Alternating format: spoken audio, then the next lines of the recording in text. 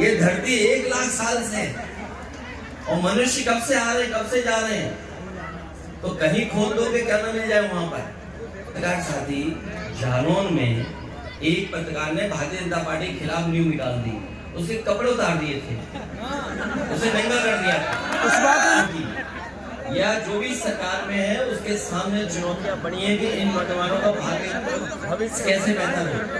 जो इतिहास है, जो पुराने कथाएं हैं या जो सच्चाई, उसको हम और आप टाल नहीं सकते।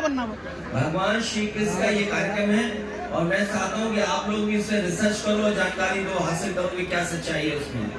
क्योंकि जब भगवान श्री कृष्ण ने जिस समय प्राण छोड़े, उसी समय से मान्यता है कि कलयुग शुरू हो गया। और वो स्थान जहाँ पे भगवान श्री कृष्ण ने प्राण छोड़े वो गुजरात में है, सोमनाथ के बगल में है। और जिस पेड़ पर भगवान श्री कृष्ण बैठे थे, अगर मैं आपसे पूछूं कौन सा पेड़ था तो बता सकते हो क्या? ये चुनाव आ गया है जिसमें ईडी भी आ गई। चुनाव आते ईडी, इनकम टैक्स आ जाती है, चुनाव आते सीबीआई आ जाती है। ये कौन सी नई बात है, सब जानते हैं बात।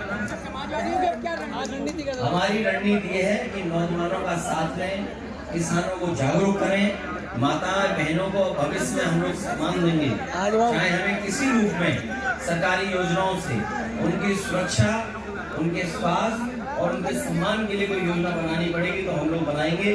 पूर्व में भी हम लोगों ने अच्छी योजनाएं बनाई थी जो आज भी जनता को दिखाई दे रही हैं, चाहे वो एम्बुलेंस हो, चाहे पुलिस को गाड़ी हो, चाहे वो लैपटॉप हो, और चाहे बड़ी बड़ी सड़कें बनाई हो, चाहे बिजली का इंतजाम किया, नहरों का पानी फ्री किया हो, सब याद है।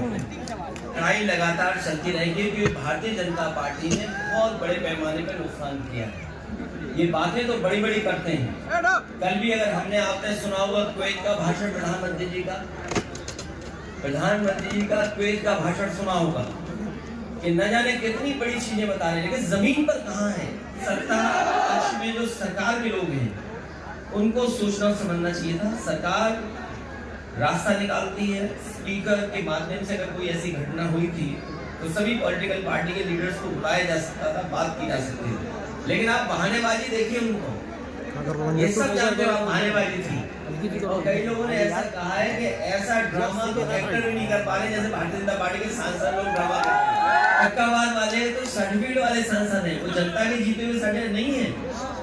फरक्काबाद वाले सर्टिफिकेट से जीते हुए सांसद हैं। हम तो उनसे कहेंगे अगर इलाज दवाई की जरूरत हो तो हम डॉक्टर एक भेज सकते हैं और सलाह ये फ्री दवाई कराएंगे। इन भारतीय जनता पार्टी जानबूझ करके इन मसलों को इसलिए उठा रही है क्योंकि किसान के सवाल पर वो बात नहीं करना चाहते।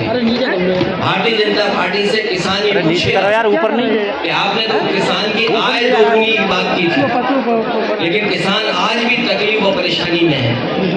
जिस समय उसे डीएपी चाहिए था, डीएपी उपलब्ध नहीं था, खाद उपलब्ध नहीं थी, जो बीजों की कीमत बढ़ी है, कीटनाशक दवाइयों की कीमत बढ़ी है, और बिजली का बिल लगातार बढ़ता चला है। जो सिंचाई से लेकर के तमाम इंतजाम थे वो सरकार करने में नाकाम रही है। और अगर फसल तैयार भी किसान कर रहा है तो उसको कीमत कहाँ मिलेगी, उसके लिए कोई इंतजाम सरकार नहीं कर। और जितने बड़े पैमाने पे बेरोजगारी बढ़ती चली जा रही है, 10 साल हो गए उनको दिल्ली में, उत्तर प्रदेश में भी 7 साल की सरकार हो गई। अगर हम 17 साल का हिसाब किताब लगाएं, इस सरकार ने बेरोजगारी बढ़ाई है, न नौकरी है न रोजगार है। तो इन तमाम सवालों से ध्यान हटाने के लिए जानबूझ करके सरकार इस तरह की खुदाई के कार्यक्रम कर रही है। और आज अगर भारतीय जनता पार्टी के अंडरग्राउंड जो पॉलिसी बनाते हैं, ये पाइपलाइन जो अंडरग्राउंड पड़ती है, उसी तरह भारतीय जनता पार्टी की विचारधारा अंडरग्राउंड अंदर ही अंदर काम करती है। ये बात पहले भी कहनी चाहिए थी। लोगों की जान चली गई, लोगों के घरों में छापे पड़ रहे हैं, बिजली के नाम पर 2-2, 3-3 हजार लोगों के यहाँ एफआईआर दर्ज हो गई। अगर ये बात गलत थी भारतीय जनता पार्टी की तो जान तो वापस नहीं ला सकते, उन्हें मुआवजा देना चाहिए उन गरीब परिवारों को। और जितने भी झूठे मुकदमे लगे हैं, चाहे वो संसद में हो चाहे किसी को, सब वापस देना। समाजवादी पार्टी जनता के बीच जाएगी, इन किसान भाइयों से, नौजवानों से अपील करेगी, माता बहनों से कि भारतीय जनता पार्टी लोगों को हराओ।